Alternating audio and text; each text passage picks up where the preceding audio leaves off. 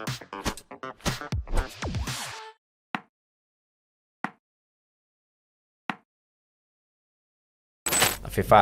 Ya, Coach. kita kalau evaluasi podcast kita ini kan kebanyakan serius semua. Benar. Kapan sih sekali-sekali kita undang yang Kayak Aldi Taher gitu. kayak Aldi Taher, yang inilah, yang seru-seru lah, yang lucu-lucu atau yang bisa ada warna baru lah. Udah bosan atau gimana nih, Coach? Ya sebetulnya sih nggak bosen sih, kan tetap harus ada variasi dong dalam membuat podcast. Itu dia sih, Coach. Tapi nyari bintang tamu juga kayaknya kalau akhir tahun pada liburan kayaknya deh, Coach. Susah banget tuh. Akhir tahun liburan? Iya, pada sibuk kayaknya. Ya mungkin coba dicari lah yang satu-satu siapa yang mungkin bisa. Coach, sebentar deh. Kenapa? Coach, kayak dengar suara gak sih? Suara gitar ya? Ada tuh. Iya kan? Siapa ya? Siapa ini? Apa aku undang orang ya? Lupa lagi. Hah? Kamu ngundang siapa? Itu dia. Siapa ya? Ini Mas, siapa Mas? Mau ngamen. Mau ngamen? Gimana? Apa? Ajakin podcast saya kali, Coach. Hah? Pas Mau- banget kan? Masa tukang ngamen dijak podcast? Ya udah nggak Iya. apa-apa deh Mas, silakan Mas, masuk Mas. Wah, selamat datang Davi, luar biasa. Terima kasih sudah hadir. Wah, ini satu kehormatan nih. Afifah nih nggak ngomong-ngomong, ternyata undang surprise. Apa kabar? Baik Om. Wih, luar biasa. Lagi sibuk apa? Lagi sibuk konser. Ayo, cerita dulu dong. Cerita dulu. Ini saya tuh terus terang apa ya? Impress tuh benar-benar terinspirasi dengan Davi. Impress itu apa, Om? Impress itu apa? Impress itu terkesan. Terkesima. Oh iya. Ya. Kenapa Om? Hah? Kok bisa terkesima sama? Om terkesima sama Sumbing ya? Sama Sumbing ya. Tapi Kenapa? enggak, maksudnya karyanya banyak, lagunya bagus, Om. orangnya pede. Bukan pede sih Om, nggak punya malu. Nggak punya malu. Cerita dong, Sumbing tuh datang dari mana? Siumbing. Sumbing, kenapa namanya Sumbing ya? Ah. Jadi waktu itu syuting One Egg Om. Oh. Kompas TV tuh sama teman-teman disuruh cari nama panggung. Oke. Apa nih nama panggung harus dua kata. Dua kata. Apa ya? Sumbing, Dapi Sumbing. Biasa. Oh, apa Dapi Sumbing? Nah teman-teman bilang, oh jangan Dapi Sumbing, jangan Sumbing itu marga. Iya. Takutnya ada yang tersinggung. Oh, apa ya? Ya udah, hanya hilangin aja hanya. Oh. Jadilah Sumbing. Dapi Sumbing. Oke. Yang Jadi itu. ngambil nama gara-gara harus bikin nama itu ya, harus bikin nama panggung ya. Iya, supaya lebih diingat sih. Hmm. Dapi mana Dapi Sumbing? Gitu. Cerita apa yang membuat apa ya? Ya maaf ya, Sumbing itu dari kecil atau Dari kecil. atau jatuh atau apa gitu? Enggak, sebenarnya waktu lahir tuh normal Om. Oh, Normal. waktu lahir normal. Normal. Terus diambil kan. Heeh. Set, sama bidannya diambil, terus mau dimandiin jatuh. Lepas. Serius? Komedi Om. Komedi. Gua kaget. Ini siapa yang harus dituntut nih? Enggak, Om. Dari lahir kalau Sumbing mah. Sumbing dari lahir. Terus Ya Sumbing dari lahir. ngomong begini dari lahir. Bicara begini dari lahir. Sebenarnya dari lahir udah operasi Om dulu. Udah operasi. Iya, dulu tuh operasi. Sebelumnya gimana? Sebelumnya buka gini Om. Oh. Bibirnya buka gini. Kayak orang Sumbing baru lahir biasa.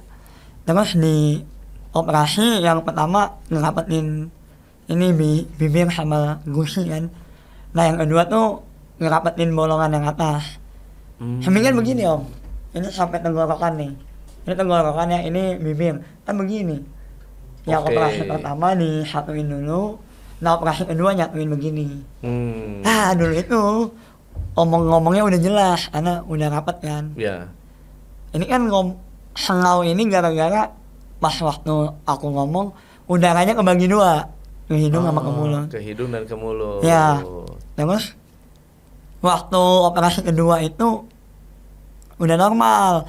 Nah pas jahitannya mau sembuh itu kan gatel Om. Namanya anak kecil nggak tahu, akhirnya ku cabut, rasanya geli. Terus geli, enak banget, udah nggak gatel kan. Ngambilin itu bulu apa jahitan jahitannya. ya. Nah itu orang tua nggak tahu, sembunyiin di bawah lipetan. Gitu Om ceritanya. Makanya akhirnya dibilang jelas, makanya ini kan masih lubang dikit, paling segini lubangnya. Makanya aku masih bisa stand up, masih bisa nyanyi. Makanya dibilang jelas, yang nggak jelas. Dibilang nggak jelas, tapi masih bisa didengar. Lumayan ya. Karena kalau orang sumbing yang benar-benar sumbing tuh nggak bisa. Nggak jelas ya. Nggak jelas. Kalau berarti dulu ada kejadian nggak waktu kecil atau sebelum dioperasi yang aneh atau berkesan gitu? Kalau itu sih nggak tahu ya Om. Soalnya aku dioperasi tuh yang pertama umur 3 bulan. Kecil ya, berarti masih kecil. Masih kecil 3 bulan, yang kedua tuh 4 tahun kalau nggak salah.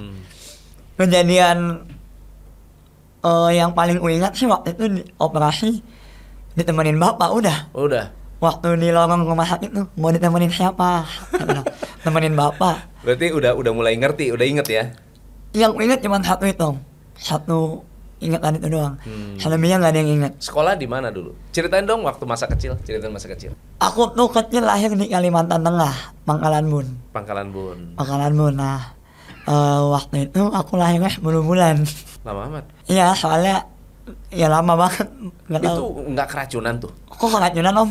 10 bulan ya? Kan 9 bulan kan harusnya kan? Nggak tahu, 10 bulan. Kakak saya itu sama, lahirnya kelamaan. Iya. Itu keracunan, preeklamsi. Oh, nah adekku yang terakhir Om, itu juga kelamaan. Dia 9 bulan 2 minggu. Itu. Kalau kakak saya 9 bulan 10 hari atau lebih lah pokoknya. Ya. Dia udah sampai apa? Udah berak di dalam itu, di dalam kandungan. Jadi sampai si bayi ya Om. Si bayi ya. Jadi sampai pup di dalam kandungan. Jadi keracunan, makanya disebut keracunan kehamilan. Iya, adekku 10 bulan hebat ya. Jadi adekku yang ketiga, yang terakhir keempatnya. Kalau aku punya adik 3 tuh berarti 4-nya. Apa? Gak paham Om. Jadi saya punya adik 3. Ada 3. Saya yang pertama. Jadi ada yang ketiga. Ada yang ketiga. Jadi ada yang keempat dong. Tapi kan ini 3. Ada yang pertama, ada yang kedua, ada yang ketiga. Ada yang ke satu, kedua, ketiga. Ya, anak keempat. Anak ibu saya yang keempat itu waktu itu udah 9 bulan pas. Terus sama dokternya, wah Bu, ini nggak bisa nih, ini harus operasi sesar. Waktu itu orang tua saya nggak punya duit. Nunda. Mungkin nunda, nggak tahu bahasa. Mau nabung dulu maksudnya. Itu pas 9 bulan Om, pas udah 9 bulan. Kok ini nggak keluar sih bayinya gitu katanya. Ibu waktu itu kan aku udah ngerti kan. Terus akhirnya kata nenek, udah nggak usah, pulang aja, nggak usah di rumah sakit. Tahu-taunya 2 minggu kemudian melahirkan. Melahirkan di rumah dia. Normal, nggak ada. Berarti nggak perlu sesar. Nggak perlu. Nah, yang waktu aku katanya 10 bulan. Tuh pas sebulan ini tunggu nggak keluar kan. Pas H-4 melahirkan, H-4 apa H-3 gitu ya, aku lupa. Ibu kontraksi. Wah, dikira udah mau melahirkan. Ternyata masih 4 hari lagi. Jadi selama 4 hari itu ibu nahan kontraksi. Tapi lahir normal. Cacat kan? Iya. Bener. Lahirnya normal, keluarnya cacat gitu maksudnya. Oke. Pas lahir itu 4 jam Om. Lahirnya lama, bukan 4 jam. 4 jam itu aku disembunyiin sama nenek. Karena? Dari jam 6, 7, 8, 9, 3 jam. Lahirnya lama. Itu udah ini kata ibu ya, sudah pecah semua, udah apa. Sampai bingung kan. Lama pokoknya aku melahirkan. Terus di jam 6 sore aku lahir. Nah cuman lahir si bidannya tuh nggak ngasih ke ibu, jadi Ngasih ke nenek. nggak ngasihnya ke nenek. Ah. Ngasih Kenapa? ke nenek, ya mungkin takut ibu shock kali, nggak tahu. Oh. Ngasih ke nenek sama yang tahu awalnya tuh nenek sama bapak. Oke. Nah, itu jam 6 kan, disembunyiin sama nenek. Bapak datang ke mama, nangis di kakinya, nangis di kaki ibu. Nangis terus ibu tanya, kenapa anak kita kakinya lengkap kata bapak, tangannya lengkap. Terus ya cuman kepalanya nggak ada. Nggak om, itu jok om. Tapi nanyanya beneran begitu. Kepalanya. Itu jok om. Tapi nanyanya beneran begitu, Tapi kakinya itu, lengkap, tangannya jari-jarinya lengkap. Lengkap. Terus bapak nggak mau ngasih tahu. Sampai akhirnya nenek datang bawa aku, tapi ditutupin, mukanya ditutupin, mungkin takut kaget kali ibu kan. Terus nenek bilang, ini anakmu, terima dia apa adanya. Wah, muka aku di muka, aku gini enggak. Ya pas di muka ibu baru nangis. Nangis. Ya waktu itu ceritanya sampai situ. Aku pun tahu kenyataan itu waktu disuci tema keluarga.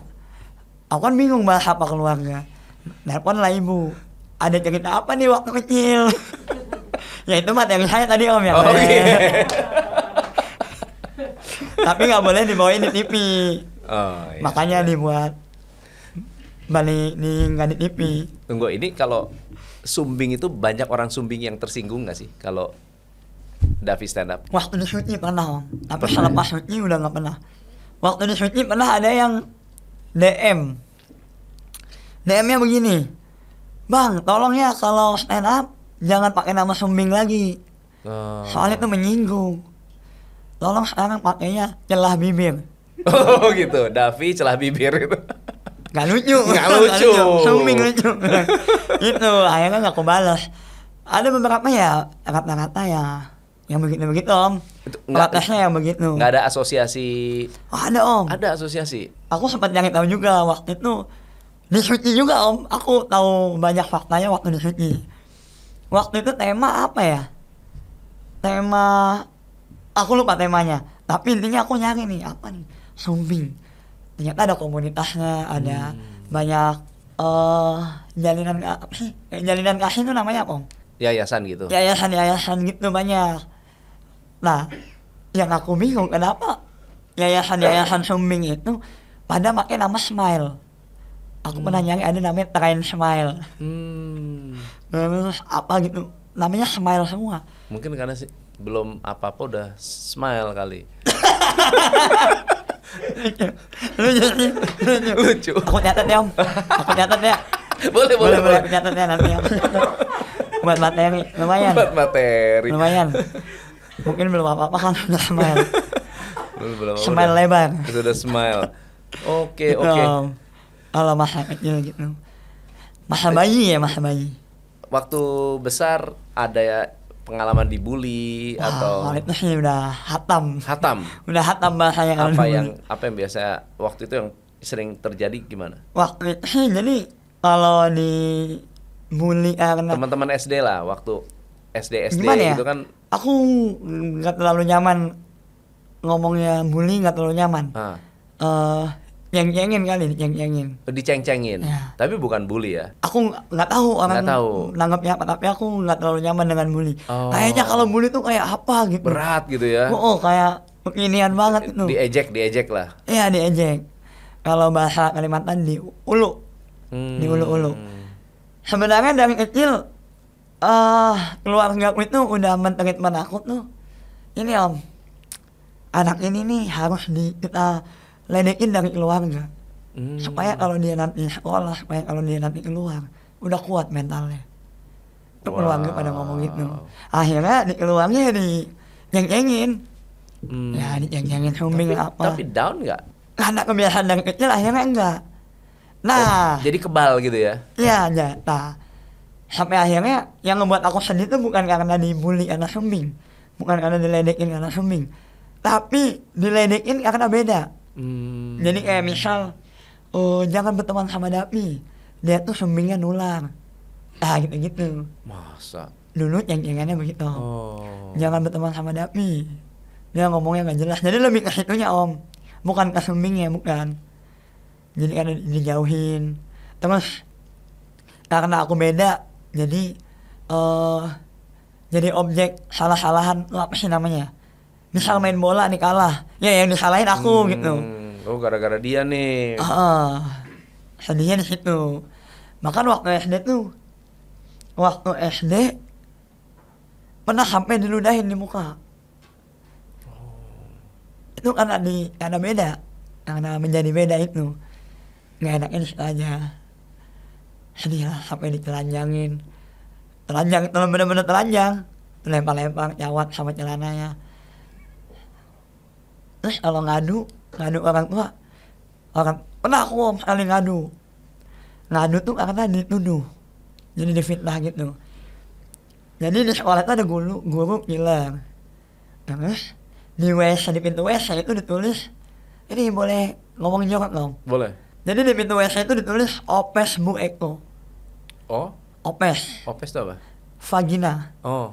Opes Bu Eko. Wah itu viral tuh satu sekolah. Ini Dapi yang nulis. Nah, yang fitnah aku itu orang-orang yang nakal, yang biasa ngebully. Akhirnya sampai dipanggil bapakku dipanggil. Bu Eko tuh siapa? Bu Eko tuh guru. Oh. Guru killer. Mungkin niat mereka supaya aku dihukum kali. Iya. Tapi ternyata lebih dari itu. Sampai orang tua datang ke sekolah terus dicocokin. Nah sampai segitunya Om dulu aku. Perasaannya gimana? Ya mau ngelawan nggak bisa karena mereka dulu aku penakut dulu. Tuh itu bapakku datang ke sekolah kan, setelah besoknya aku dipukulin Om karena dibilangnya aku yang manggil orang tua. Tuh dipalakin tiap hari. Aku dikasih sangu 10.000, 5.000 buat nabung, 5.000 buat jajan. Semuanya diminta sama anak-anak itu. Wah sedih lah pokoknya Om. Jadi dibulinya karena beda, bukan karena sumbing. Oh, dibulinya karena beda. Gitu loh Om ya. Gimana sih kalau ada anak-anak yang ada anak sekolahan Cina nih, misal ya, sekolahan Cina terus di dalam situ ada yang satunya negro, pasti kan dibully dia. Tapi bukan karena hitam ya kan, karena beda. Gitu. Sampai umur berapa tuh? Sampai naik SMP Om. Sampai naik SMP itu aku masuk ke SMP yang muridnya tuh nakal, pokoknya ya jahanam lah ini. Nah aku pikir aku nggak boleh nih ditindas lagi di SMP, aku harus masuk dari bela diri. Akhirnya masuk lah aku silat Om. Kebetulan di SMP itu ada eskul pencak silat. Oke. Gabung.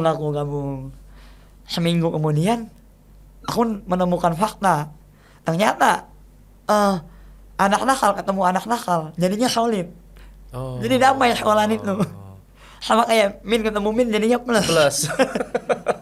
Bener Om, iya. Jadi sekolah itu damai, tentram gitu, gak ada yang saling bully. Iya, sampai kayaknya aku mau keluar gak butuh udah silat-silat ini. Oh, nggak jadi tuh, nggak lanjutin. Nah, aku kan latihan berempat Om. Iya. 2 temanku keluar, terus ada pelatihnya, besok kalian harus kasih pelajaran 2 orang ini. Wah, nggak jadi keluar aku kayaknya. Sampai akhirnya aku jadi pelatih silat. Oh. Sampai akhirnya basah, nyembur gitu. Terus Jadi kalau silat jago lah ya. jangan ditanya kali itu mah. Itu mah kalau Iko Uwais mah lewat kali. Ya, kalau cuma itu mah. Enggak Om, ini kuku saya panjang. Oh gitu. Tapi kalau Iko Uwais tuh, kalau saya kan pesilat Om. Ya. Kalau ngeliat Iko Uwais tuh, itu bukan bertarung. Dia tuh, jadi di silat tuh ada Seni, 2, ya? ada seni sama tarung. Nah kalau saya tarung, saya kan pernah jadi atlet juga, sampai nasional. Nah kalau saya tapi nggak tarung, takut cedera ya kalau udah cedera silatnya? nih. Cedera apa? Tangan. Ini kan ada bulat-bulatnya om. Ah. Pernah lepas sampai sini. Oh, dislocation. Iya. Jadi kalau cedera mah nggak, biasa aja, nggak takut. Nah kalau yang saya lihat Mas Iko Uwais itu dia seni. Oke.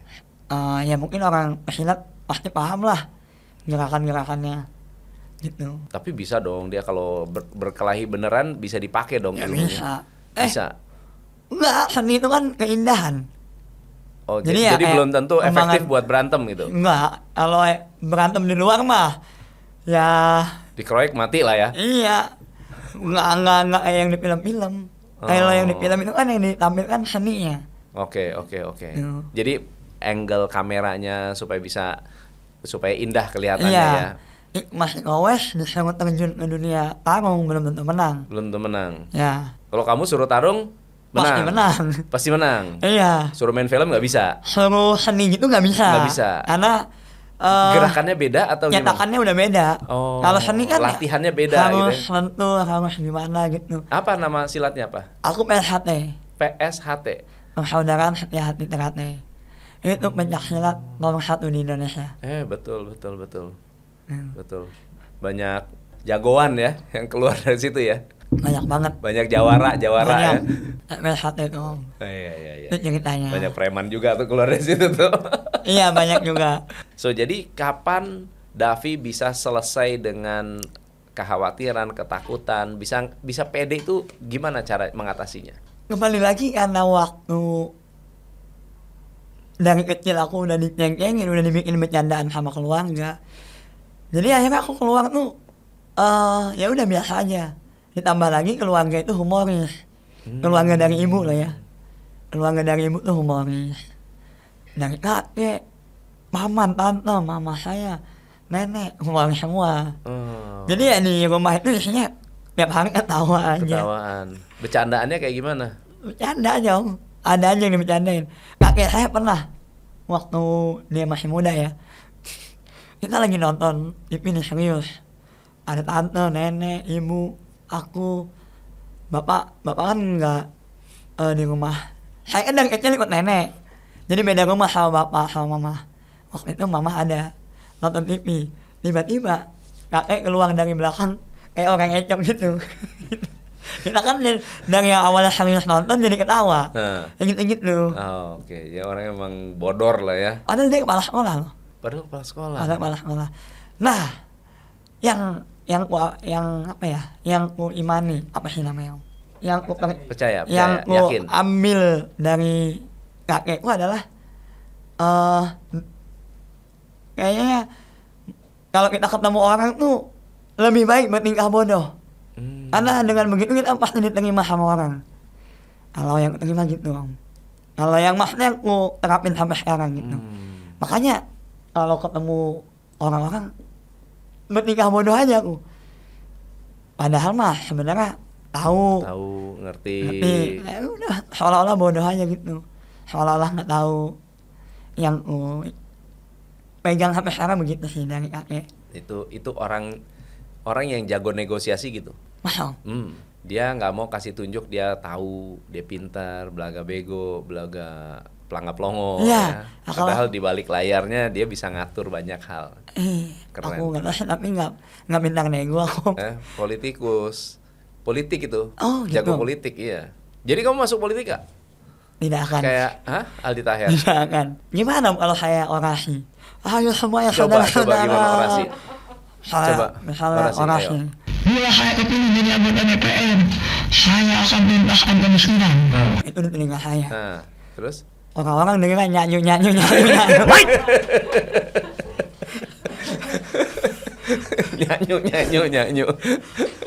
Saya ini sih om, orang kan pengen jadi anggota DPR, politikus tergiur uangnya kan. Kalau saya sebenarnya kalau uang bukan yang nggak pengen, tapi secukupnya aja kalau saya mah. Ya, cukup buat apa?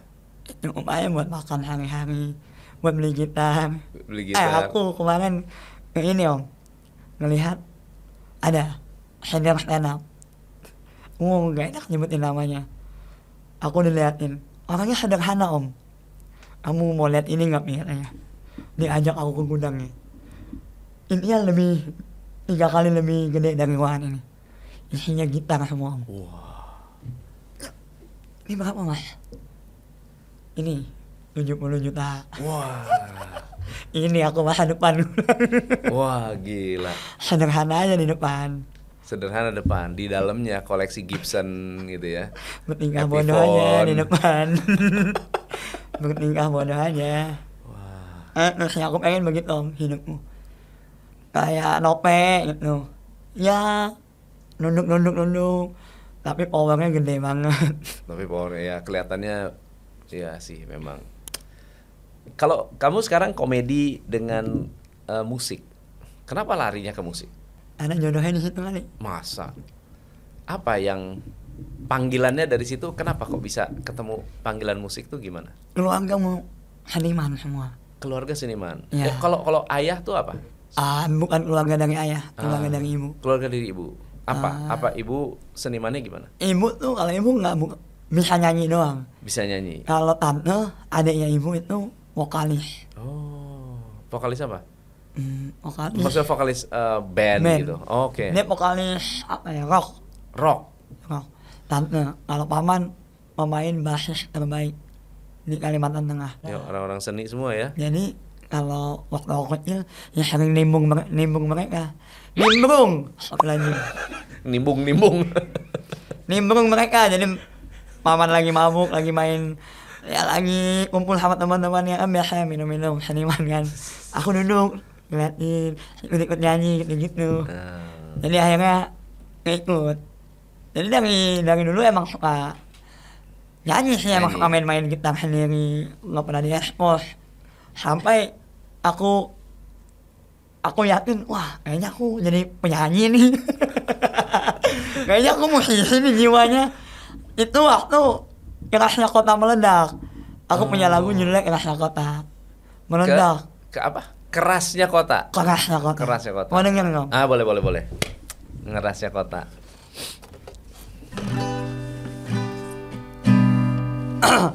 Ini kan aku lagi pilek ya, maaf ya. kalau Nggak apa-apa. Nggak pilek aja udah bindeng, tenang aja. Iman seumur hidup.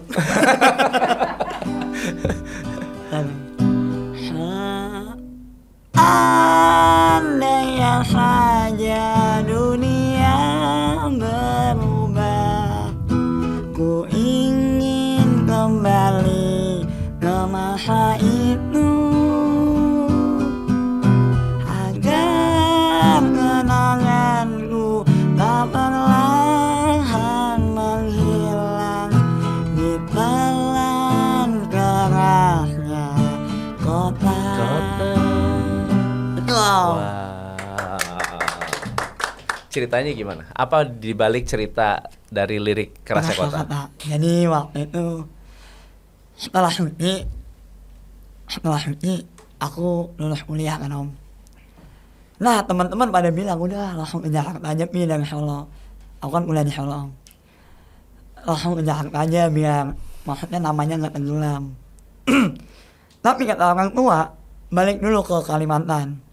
Bantuin mamah jualan. Mama kan jualan di kantin. Maksudnya sembari cari kerja, sembari bantuin. Akhirnya pulanglah aku Kalimantan om. Pulang itu ada sempat 6 bulanan di Kalimantan.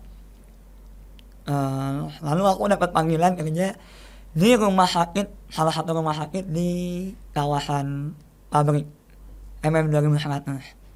Dapat panggilan kerja, wah seneng. Berangkatlah aku ke Jakarta om. Itu naik motor. Jadi dari Kalimantan bawa motor Vision. Di belakangku kayak orang jualan sayur, tau nggak? Iya, tahu. Ya pakai itu dari Kalimantan tuh, naik kapal. Wah udah kayak pengembara banget om. Iya, kayak Ali Topan anak jalanan. Ya pokoknya kayak musafir banget lah. Musafir. Sampai di Semarang, itu kan dari Semarang ke Jakarta lewatnya Pantura kan om. Iya. Itu aku sepanjang jalan Pantura, lagu yang udah dengerin itu cuma 2 om. Memories One Piece sama Bing no Sake. Minosake. Bing. Ming. Bing apa? Bing no Bing no sake. sake. Nah, itu artinya mengantarkan sake ke seluruh lautan. Oh. Saya orangnya One Piece banget bro. Oh, keren Oke. ya. Dengerin dua lagu itu. Tapi entah kenapa aku tuh lebih tertarik ke lagu Memori. Karena apa ya? Musiknya tuh happy banget. Tapi kayaknya liriknya sedih banget waktu itu. Waktu itu kan aku nggak tahu artinya. Ini lagu apa sih kok? Kayak nadanya seneng tapi kok kayaknya liriknya sedih ya. Sampai aku di Bekasi. Seminggu aku di kerja kan. Iseng aku nyari, aku duduk di depan kosan. Iseng nyari lagu Memories One Piece. Artinya itu seandainya dunia ini berubah, bawalah aku ke masa saat aku belum mengenal apa-apa, agar kenanganku tidak perlahan-lahan menghilang. Itu artinya gitu. Nah kalau lagunya begini nih. Coba lagunya gimana? Moti mo sekai ga kawaru no nara nani mo shiranai koro no watashi ni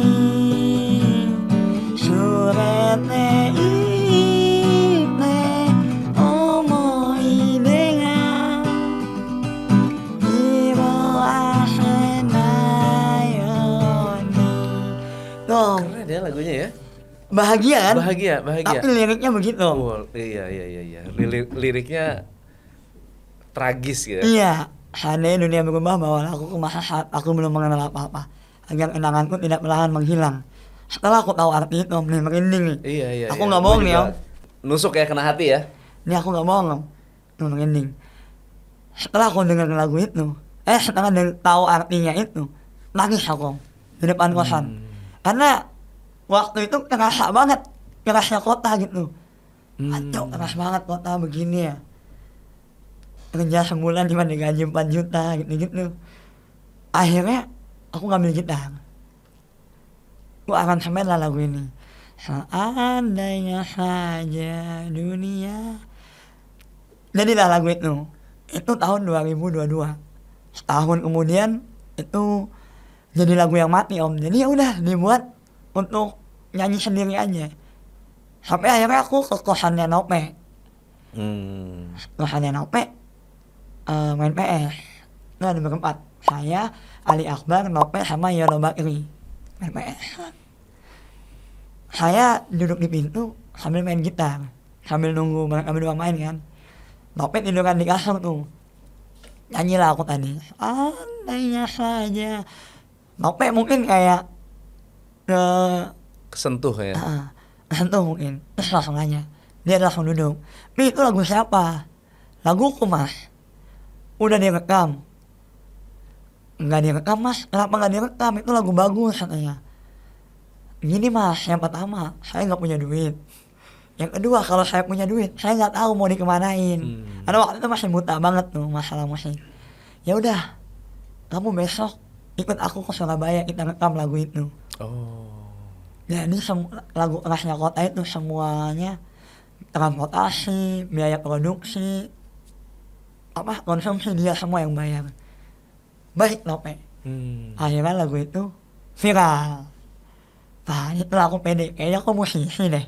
Oh, gara-gara Kayaknya bukan itu. stand up berapa tahun, aku 9 tahun gak lucu-lucu. Sekali bikin lagu meledak. Itu akhirnya banyak orang yang bahkan Nope sekalipun ngomong waktu lagu kedua aku yang ini meledak, awalnya aku kira kamu nggak sengaja bikin lagu sebagus itu. Ternyata pas kan itu lagu kedua, orang pertama yang dengerin Nope, orang pertama yang dengerin. Jadi dia ngomong gitu, aku kira kamu tuh nggak sengaja bikin Kerasnya Kota. Ternyata pas kamu bikin lagu kedua, kamu memang musisi kayaknya Pi. Dia bilang gitu. Bahkan itu lagu yang kedua dibikin, dia kan bikin stand up show tuh keliling kota-kota Jawa tuh, full pakai lagu semua. Kebetulan judul show dia Menjadi Dewasa, ngebahas bapaknya, ngebahas ibunya. pakailah laguku itu. Gila, memang ini karena bikinnya dari hati sih. Ya, itunya kata-katanya itu realita gitu, realita banget gitu. Sebenarnya apa ya Om? Kalau dari aku ya, aku tuh hampir nggak pernah baca buku. Nggak pernah baca buku, jadi kosakataku sedikit. Mungkin itu yang ngebentuk. Ya udah aku bikin lagu ya seadanya aja, seadanya yang ada dalam hatiku ya keluarin gitu. Aku nggak bisa tuh bikin lagu kayak Payung Teduh yang puitis. Nggak bisa bikin lagu kayak SID yang bikin semangat. Ya aku bikin lagu ya dari hatiku aja gitu sih Om. Lagu terakhir apa? Mau dengar? Apa?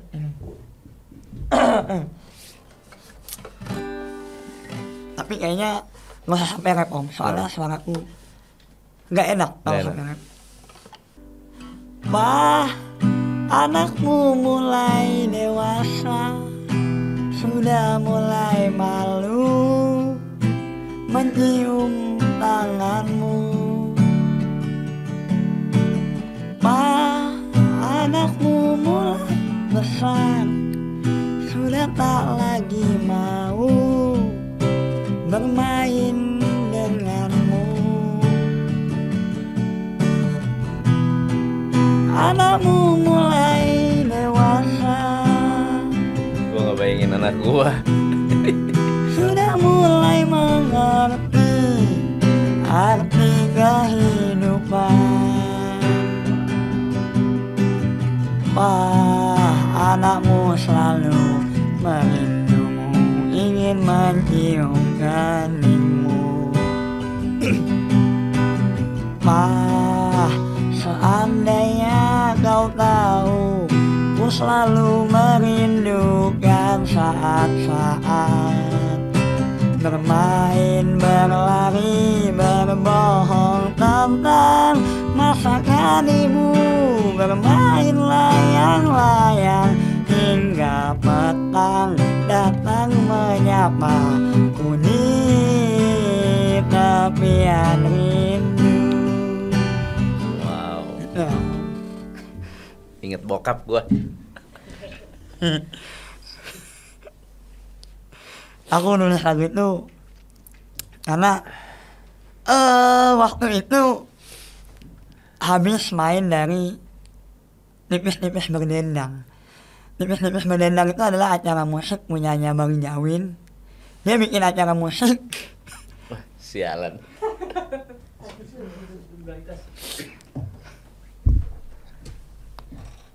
Kacau lo bikin gua nangis. Maaf Om. Karena iya, gue juga dekat sama bokap udah nggak ada. Wah, gila lo. Kacau. Oke. Terus. Waktu itu aku ikut nopek ke acara Nipis-Nipis Berdendang. Nipis-Nipis Berdendang itu adalah acara musik punya Bang Jawin, yang mana acara musik itu isinya komik semua yang punya lagu. Jadi yang isi komik semua. Aku dengar Bang Jawin tuh punya lagu judulnya Paseo. Jadi inti lagunya itu adalah tentang laki-laki yang suka ini apa namanya? Masturbasi. Iya. Isi lagu Bang Jawin intinya begitulah. Sampai aku pulang ke rumah ke kos. Terus aku kayak malam-malam kayak mikir di depan kosan duduk kan. Yuk, jadi udah berapa juta yang buang selama ini ya? Berapa juta? Harusnya jadi Ahmad, jadi Amina. Nah, awalnya dari pikiran situ Om. Sumpah Harusnya awalnya. jadi Reza gitu. Iya. Awal lagu itu pemikiran dari situ Om. Yuk, berapa juta nih harusnya? Ada yang bisa jadi polisi, ada yang bisa jadi ustadz. Sampailah Jadi kepikiran. suster. Iya. Harusnya aku bisa ngajarin bikin layangan kayak bapakku dulu. Wah, bikin layangan. Coba ambil gitar, siapa tahu jadi kan. Jadilah lagu itu Om. Jadi awal mulanya dari situ. Emang agak kotor sih. Tapi itu kan storytelling. Sama ibu atau sama ayah deketnya? Kalau dekat sih sama nenek, karena dari kecil sama nenek. Ayah, ibu kemana? Ayah ibu, ini harus ceritain atau enggak om? Ya boleh. Panjang banget Ya ceritanya. nggak apa-apa lah, masih ada waktu. Jadi dari kecil tuh aku sama nenek. Kenapa ada sama nenek? Jadi waktu itu, waktu aku kelas 1 kelas 2 lah. Ibu itu kenal sama orang yang apa ya namanya om? Rentenir ya? Rentenir. Yang suka minjem-minjemin duit. Ya. Kenal sama masuk circle mereka. Akhirnya ibu ikut jadi rentenir. Utang-utangin duit gitu. Sampai akhirnya adalah orang kaya lah di sana di Kalimantan. Orang kaya yang dia tuh minjem duit, tapi minjem duitnya kayak nggak masuk akal gitu. Aku nggak tahu 100 juta atau 1 M itu aku nggak tahu ya. Pokoknya intinya dia minjemnya banyak. Ibuku nggak punya duit segitu banyak. Ini sumpah belum membongkar di podcast manapun ini. Sumpah nih. Ibuku nggak punya duit segitu banyak. Akhirnya dia minjemin teman-temannya yang rentenir tadi. Dipinjemin lah ke si orang kaya ini. Akhirnya lambat jatuh tempo tuh. Ditagih orang kaya ini nggak mau bayar. Secara yang punya, aduh aku takut salah ngomong ini sumpah. Intinya orang kaya dah, nggak usah ngomongin itu. Nggak mau bayar, intinya dia kabur. Akhirnya kan teman-temannya dia itu taunya yang minjem mama ibu kan. Akhirnya teman-teman itu nagihnya sampai bawa polisi ke rumah. Karena yang dipinjemin nggak sedikit. Disitulah jatuh miskin aku. Akhirnya aku dikirim ke rumah nenek. Ibu lari ke Jawa. Lari tuh. Ibu kembali lagi waktu aku SMA kelas 1. Jadi dari kelas 4 SD sampai SMA kelas 1 nggak dengan ibu aku, dengan nenek. Itu. Tadi pertanyaannya apa om? Ayah tinggal dengan nenek juga. Oh, jadi lebih dekat sama ayah dong harusnya? Enggak? Iya, makanya itu kebayangnya waktu main layang-layang, waktu diajarin bikin layang-layang, diajarin perkalian aku sampai nangis. Gak apa-apa gitu. Makanya muncullah lagu Tepian Rindu. Kenapa aku nggak bisa nggak munculin lagu tentang ibu? Karena itu prosesnya jauh. Mungkin nanti aku akan bikin lagu tapi bukan masa-masa bahagianya. Mungkin yang tadi aku ceritain di awal om, yang mamaku gendong tapi nangis. malu sama tetangga. Mungkin itu yang lebih aku ceritain nanti. Udah ada kok materi lagunya, cuman masih belum sempurna. Kalau mau kolaborasi, ya. Yang paling parah ya, aku pernah lihat dengan mata kepalaku nih om. Jadi ada orang nagih utang ibuku ke rumah. Pokoknya sampai ribut om. Itu pas aku mau keluar, kan lewat ruang tamu ya. Itu aku ngeliat ibuku diludahin mukanya. Wah, itu aku masih ingat sampai sekarang om. Itu yang paling sakit di hati om. Gila ya. Itu kalau ya kita inget-inget terus mau membalas kebaikannya ibu sebetulnya kan itu untuk bela keluarga ya. Makanya kalau tadi om bilang di awal PD-nya luar biasa, sebenarnya tuh bukan PD sih om, lebih ke dendam yang aku akan balas nih, aku akan naikin derajat keluargaku. Aku bisa kok naikin gitu. Dendam kayak gitu sih om. Makanya berkaitan dari om nanya di awal tadi sampai sekarang. Kalau sekarang Davi melihat masa depan Davi tuh kemana ya? Ke arah stand up komedinya. Gimana cara Davi merancang masa depan Davi ke depannya? Waktu sebelum aku punya lagu ya om, aku mikirnya stand up komedi, komik. nanti jadinya nanti ujungnya ke TV ke nasional ya kayak yang sudah kayak Bang Rigen, Jegel gitu. Dulu sampai aku di Jakarta, banyak banget saingan, banyak banget orang lucu yang belum terekspos, banyak banget. Akhirnya wah nggak bisa nih aku ngandelin stand up doang, nggak bisa. Ya udah akhirnya kerja ya, akhirnya sampai lagu itu meledak, sampai lagu yang pertama meledak kan itu imbasnya sampai sekarang Om, dari YouTube itu nggak henti duitnya.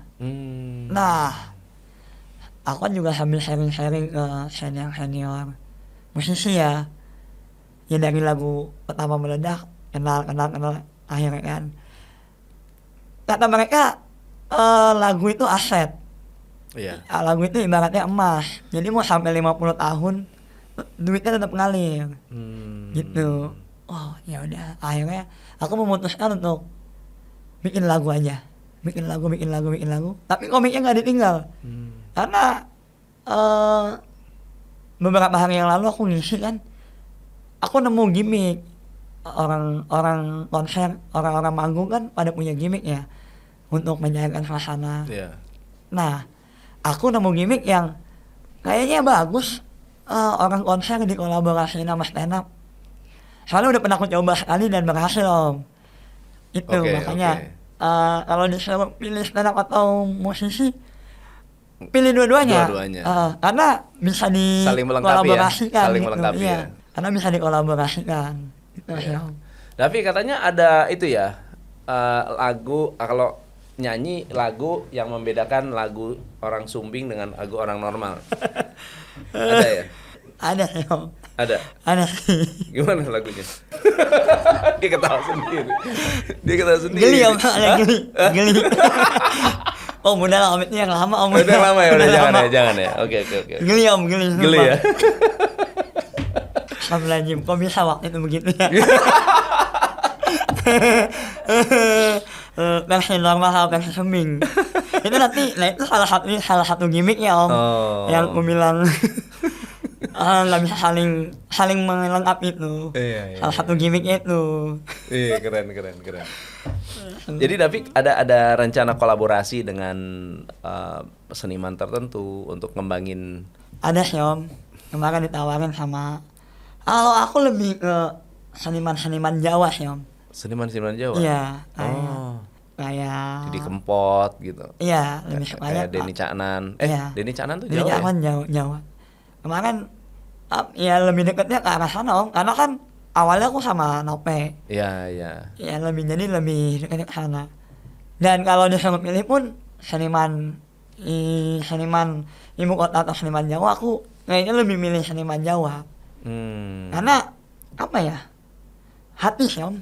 Hati lu kayak wah seniman Jawa aja dah. Kayaknya yang curang tuh sedikit. Oh gitu. Kayaknya. Kan itu hati saya Om. Hati. Pilihan ya. Mungkin tidak lebih keras daripada Jakarta gitu ya. Ya. Kayaknya aku lebih ngedeket ke seniman Jawa aja. Ya terdekat sih ada pengen kolaborasi sama Mas Vicky. Ada tuh dia yang nulis lagu Rungkat. Iya, Rungkat. Happy Asmara. Ya, itu kan dia yang nulis terus dibawain Mbak Happy. Oke. Apa sih satu hal yang membuat Davi itu selalu bersyukur? Satu hal yang selalu membuat aku bersyukur. Waktu itu aku pernah nonton film Komik 8. Itu yang pertama. Jadi di situ aku ngelihat tulisan, ada tuh settingannya di rumah sakit jiwa kan Om. Di situ aku ngelihat ada banner, mungkin itu gimana ya, orang cuma sekelebatan doang Om, mungkin gak banyak orang ngeh. Di situ tulisannya, Tuhan tidak pernah menciptakan produk gagal. Itu sih Om yang ngebuat aku bisa sampai sekarang. Terus ada lagi kata-kata, ini dari lagu orang Inggris.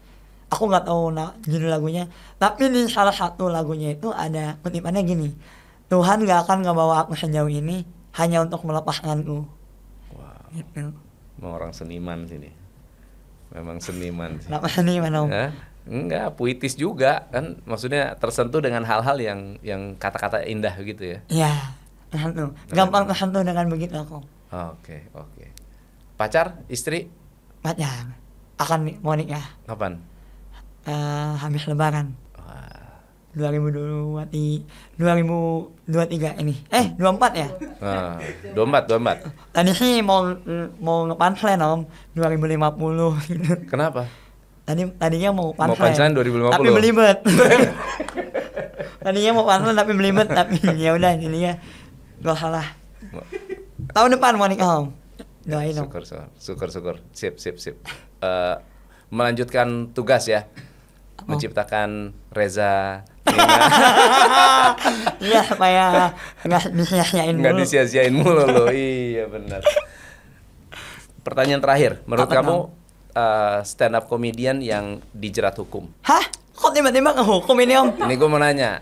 Harus ada bridging dulu om. Gimana bridgingnya? Menurut Davi stand up favorit siapa? Oh gitu ya. Tapi nggak usah dia langsung aja om. Nggak kan masalah stand up comedian yang masuk jadi tersangka atau nggak? Oh iya, itu goblok. Biasanya orang begitu om, orang yang nggak pernah dapat job tapi tiba-tiba dapat job, materinya cuma satu itu yang solid. Biasanya begitu sih. Soalnya saya juga pernah merasakan begitu.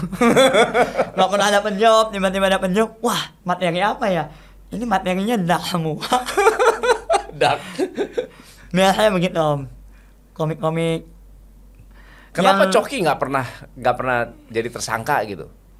Coki Pardede kan komiknya dark Nah semua. makanya kalau mau buat sensasi, terkenal dulu bos. Oh. Baru buat sensasi supaya ada backingannya. Iya kalau nggak ada backingan susah sendiri kan. Katanya dulu pernah jadi CS, customer service. Pernah. Customer service telepon. Telepon. Serius? Iya. Gimana pengalamannya? Mari kita catat. Jadi sebenarnya bukan customer service ya om. Jadi waktu itu aku kan kuliah jurusan bank darah. Bank darah. Iya. Oh. Transfusi darah. Oke. Tuh masuklah di rumah sakit. Kawasan pabrik itu. Terus berhubung rumah sakitnya baru, jadi aku disuruh bantuin. Kebetulan waktu itu yang lagi kosong adalah admin laboratorium. Nah, akhirnya yaudah ayo. Itu kerjaanku ngangkatin telepon, ngirim hasil. Pernah waktu itu aku kena SP3 Kenapa? karena dikira main-main. Maksudnya gimana? Awal aku ditawarin gini om. Awal aku ditawarin jadi customer. Ini kan ini HRD bilang gini. Ini kan kita lagi kekurangan orang. Tapi saya minta bantuin kamu jadi admin laboratorium ya. Admin kerjanya ngapain bu? Itu ya cuman ngangkatin telepon kalau ada pasien nanya hasil, ngirim hasil gitu. Telepon. Terus serius bu, bilang, saya kan sumbing bu. Ya kita keterbatasan orang nih. Ya udah. Terus? Oke, sampai pernah aku di SP3. Yang kan rumah sakit saya tuh di kawasan pabrik. Jadi pasien-pasien itu ya 60% itu orang Jepang. Om tahu sendiri orang Jepang kan Indonesianya agak susah. Iya. Kenal aku telepon. Dia ngomong Indonesia susah, saya ngomong Indonesia juga susah. Teleponan om. Teleponannya nggak lama kok, langsung dimatiin. Setengah jam kemudian, aku dipanggil ke ruang HRD. Telepon. Mit, tolong menghadap saya sekarang ya. Ya bu, kamu kenapa main-mainin telepon? Main-mainin dari mana bu? Ini ada pasien yang komplain. Nah, lain kali jangan dimain-mainin teleponnya. Main-mainin dari mana? Emang salah saya begini bu. Benar, itu akhirnya saya di SP3 om. SP3 tapi gak dikeluarin, aneh ya. Aneh. SP3 gak dikeluarin. Pernah juga ini, ada pasien telepon, nanya praktek. Saya praktek. Ding jangan. Halo, selamat pagi dengan laptopnya yang bisa dibantu. Nanya lah si pasien ini. Pak, mau tanya, dokter A buka prakteknya jam berapa ya?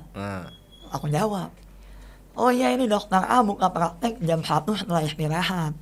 Oke. Terus si pasiennya jawab gini, oh bapak sakit juga ya? Oh bapak sakit juga. Gitu. Aduh, Davi luar biasa. Aduh. Kalau sama Panji masih suka ketemu? Enggak. Kemarin-kemarinnya sebelum dia ke New York, sering Sering. di markas Jomita tuh. Oke. Jadi kalau kita mau nonton stand up comedy di mana sih? Kalau di Jakarta ada nggak sih dia acaranya? Banyak om. Om mau tinggal pilih mau acara stand up show ada, mau open mic ada. Di mana sih itu? Kalau open mic malam ini di Bekasi ada. Kalau di Jakarta tiap malam ada om. Oh. Jadi sistemnya keliling gitu. Jadi hari Senin itu biasanya Jakmus. Hari Senin tuh Lokasi di mana? Kurang tahu kalau itu. Tapi pasti ada. Pasti itu setiap malam Senin malam, berarti malam Selasa ya.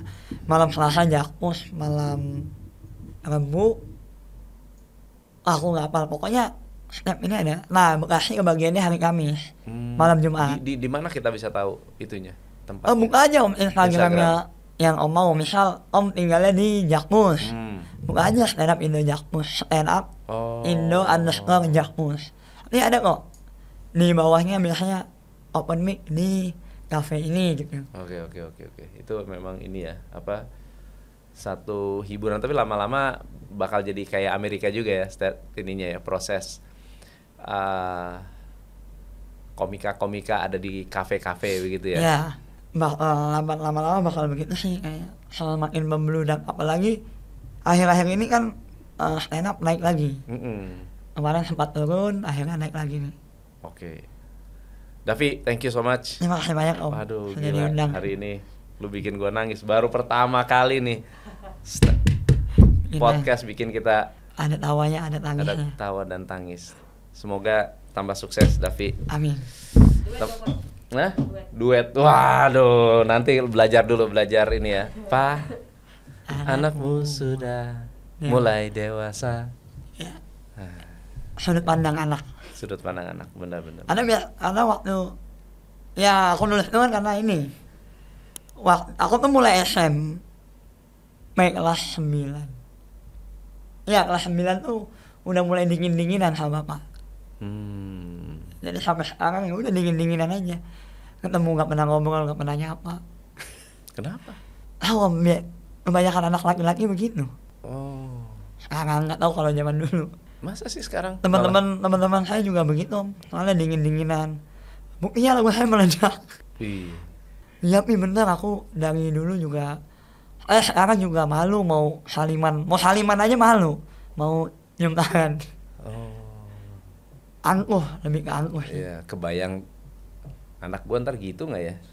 Anak om laki-laki perempuan? Laki-laki satu. Wah, pasti om. Kalau gitu doainnya. Pasti ada di masa saat itu. Pasti ada masanya. Dia bakal menjauh gitu ya. Wah udah dewasa, udah mulai dewasa kayak aku gini, mulai tuh deket lagi. Kayak gitu. Gengsi biasanya. Biasaan main sama teman-teman. Pasti ada masa-masa itu. Kita harus sadar dari sekarang ya. Ya, untungnya ada lagu saya. Keren. Oke Davi, thank you. See you. Thank you banget. Teman-teman belajar apa hari ini? Mudah-mudahan bisa belajar sesuatu. Saya Tom MC Ifle, salam pencerahan. Hanya di